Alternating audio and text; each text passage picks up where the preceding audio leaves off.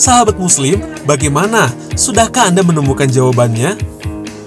Ya, tentu saja sangat mudah. Karena semenjak kecil, orang tua dan guru agama kita sudah mengajarkan tentang rukun iman, yang salah satunya adalah iman terhadap qada dan qadar. Maka kematian, rezeki, dan jodoh semua telah ditakdirkan Allah dan menjadi suratan yang harus dijalani makhluknya. Jadi, jika memang ajal si rusa di tangan si cita, maka itu sudah menjadi takdir kematiannya. Selain itu, menggambarkan takdir manusia dengan perumpamaan hewan sangatlah tidak tepat, karena hewan setelah mati tidak mempertanggungjawabkan perbuatannya layaknya manusia. Artinya, manusia merupakan makhluk mulia dan tak bisa dianalogikan dengan logika dan akal yang dangkal, yang menjadi dasar pemikiran kaum ateis. Sebagian para remaja yang terpancing pandangan tersebut kemudian membuat tren Q&A lewat sosial media mereka sendiri. Entah ingin mendapat pujian atau ingin disebut kritis, sebagian remaja ini menguji logika mereka terhadap agamanya sendiri, yakni agama Islam, tanpa mempelajari ilmu Islam terlebih dahulu dan mengetahui apa itu ajaran Islam sesungguhnya. Pertanyaan yang diujikan contohnya seperti ini. Mengapa ada ODGJ atau orang dengan gangguan jiwa, padahal Allah berjanji tidak akan menimpakan ujian melebihi kemampuan hambanya? Jika kita membaca ayat sebagai jawaban, tentu saja mereka akan menolak.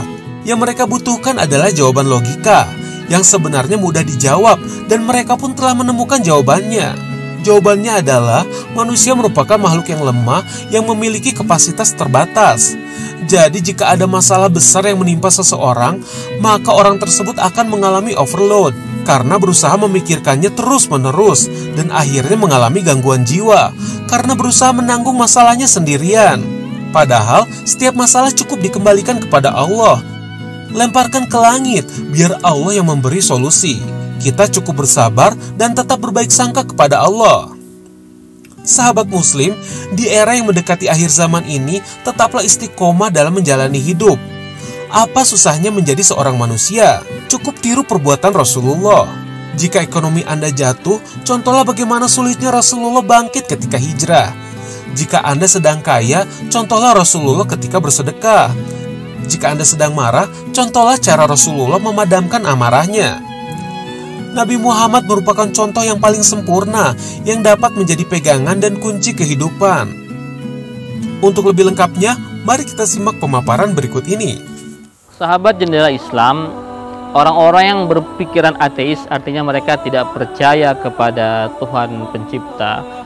Orang-orang ini amat sangat berbahaya. Kenapa? Ketika mereka tidak percaya dengan Tuhannya, artinya mereka juga tidak percaya adanya kehidupan setelah dunia. Mereka tidak percaya adanya azab dan siksa neraka. Kalau sudah tidak percaya adanya kehidupan setelah dunia, maka yang terjadi adalah mereka akan berbuat semaunya di dunia mereka, di hidup mereka, karena mereka merasa bahwa ini adalah kehidupan mereka satu-satunya. Mereka nggak percaya Tuhan, mereka nggak percaya surga, mereka nggak percaya neraka. Ketika hidup mereka sudah tidak ada aturan, disitulah akan terjadi kehancuran. Padahal sejatinya manusia itu membutuhkan Tuhannya. Ya. Sejatinya manusia membutuhkan Tuhannya. Ketika dia sedang ada masalah, pasti yang pertama disebut oleh siapapun makhluk di muka bumi ini pasti adalah nama Tuhan. Ketika sedang naik pesawat, ada turbulensi yang besar, ada guncangan, pasti yang disebut adalah, kalau kita orang Islam, Allahu Akbar. Kalau agama lain, oh my God dan sebagainya. Artinya apa? Bahwa manusia itu memang fitrahnya adalah kecil dan membutuhkan Tuhan. Orang-orang ateis ini sangat berbahaya. Ketika mereka menafikan keberadaan Tuhan, artinya mereka seenaknya saja, semaunya saja berbuat di muka bumi ini karena merasa tidak ada konsekuensi setelah kehidupannya.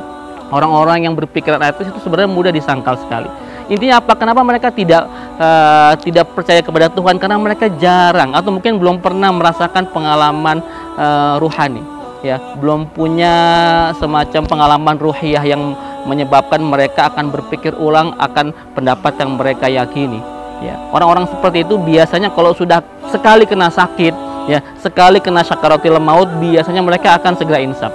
Ya teman-teman semua, tidak mungkin di dunia ini tidak ada yang mengatur. Karena itu tetaplah berbuat baik, beramal soleh, karena pasti nanti setelah kehidupan kita ada kehidupan lainnya yang akan kita dimintakan seluruh pertanggungjawaban akan apa yang pernah kita perbuat di muka bumi.